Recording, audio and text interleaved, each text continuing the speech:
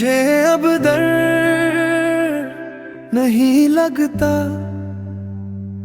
کسی کے دور جانے سے، تعلق ٹوٹ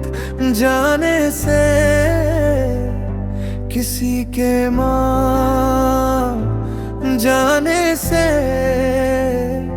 کسی کے روٹھ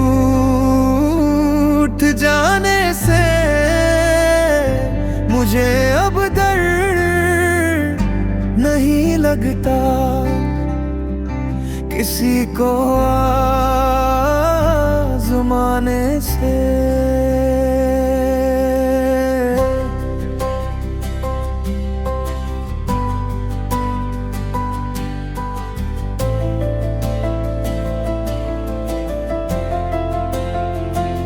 کسی کے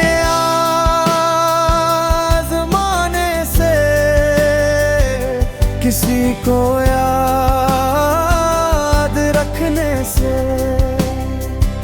کسی کو بھول جانے سے، مجھے اب ڈر نہیں لگتا کسی کو چھوڑ دینے سے، کسی کے چھوڑ جانے سے، نہ شام ماں کو جلانے سے، نہ شام ماں کو بجھانے سے، مجھے اب ڈر نہیں لگتا